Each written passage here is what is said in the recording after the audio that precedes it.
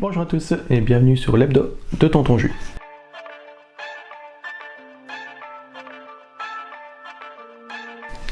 Alors cette fois-ci on va faire assez court, même si ça fait longtemps que j'ai plus fait d'hebdomadaire, mais tout simplement j'ai mis du temps à finir celui-ci, le seul livre que j'ai fini depuis le dernier hebdo.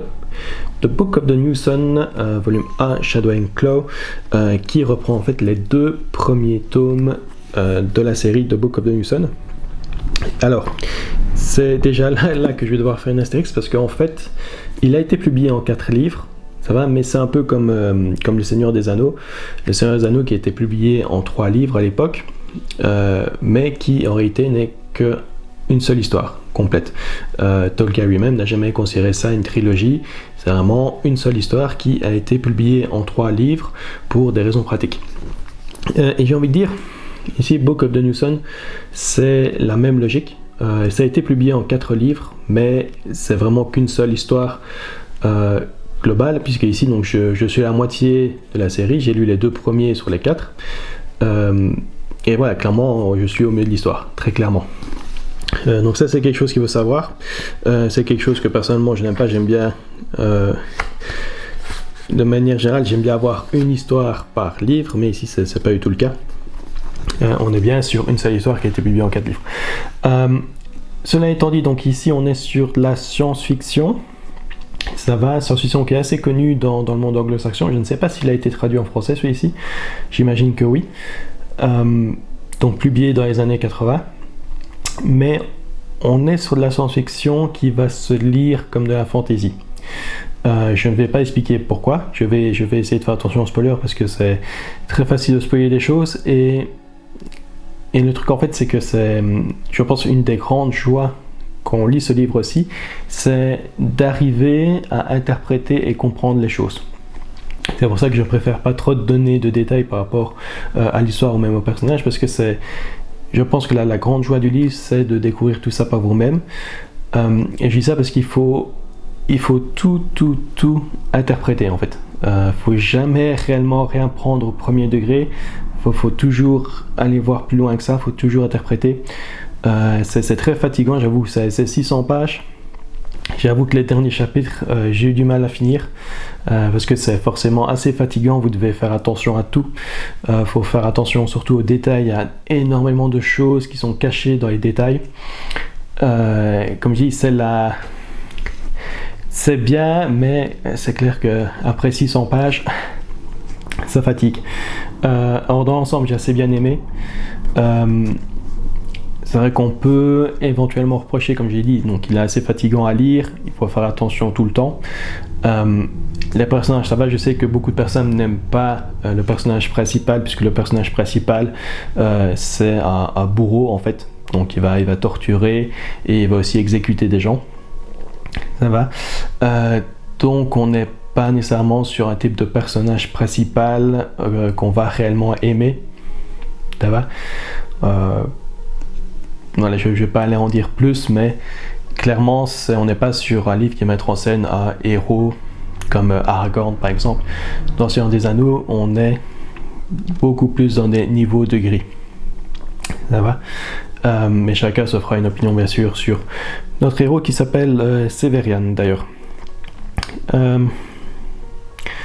Au-delà de ça, on a des personnages secondaires, c'est que les personnages secondaires ne sont pas toujours hyper étoffés, certains le sont, certains sont plus importants que d'autres, mais beaucoup sont pas néanmoins hyper étoffés, surtout au point de vue, c'est une critique qui revient assez fort sur Goodreads, Storygraph, etc., que j'ai lu, et je suis plus ou moins d'accord avec ça. C'est vrai que les personnages féminins sont parfois un peu trop basiques, ça va, mais voilà, il y a peut-être aussi des raisons dans le livre qui fait qu'on a cette vision là. Encore une fois, je vais pas en dire plus.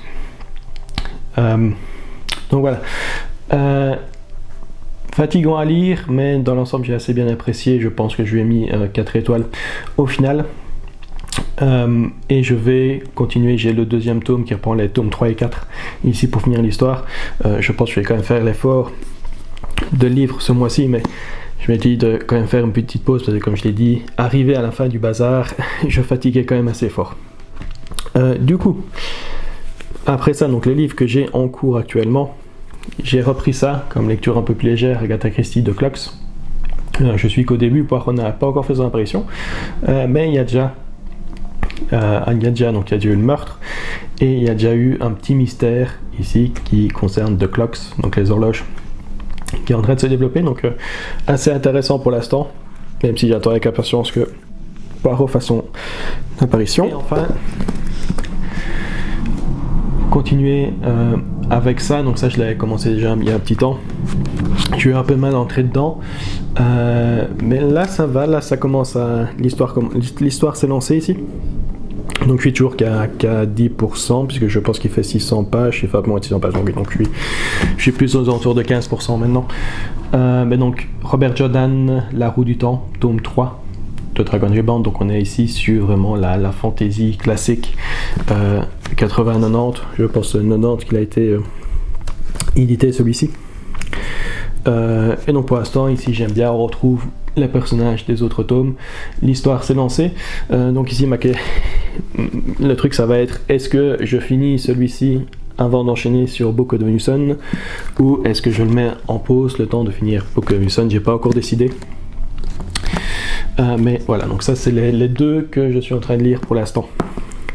Et donc clairement celui-ci j'espère quand même le finir cette semaine, vu que c'est une lecture assez rapide a priori. Alors, au niveau vidéo, honnêtement je me rappelle même plus la dernière vidéo que j'ai mise en ligne, je pense que c'était un hebdomadaire, ou alors c'était peut-être aussi ma vidéo sur mon petit bingo qui j'ai commencé donc du mois de mai jusqu'à fin juillet.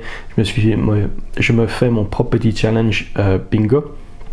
D'ailleurs Book of the New Sun, je l'ai mis dans la catégorie voyage. Je pense que j'ai mis mer ou montagne, mais un livre qui nous fait penser au voyage ou à voyager, parce que voilà, ici on voyage quand même pas mal dans le monde ici de Gene Wolfe, donc je l'ai mis dans cette catégorie là.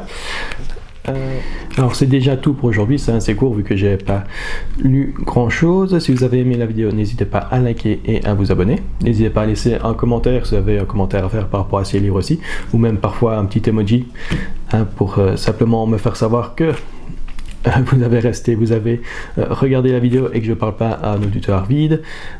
Et moi je vous dis à bientôt pour la prochaine vidéo.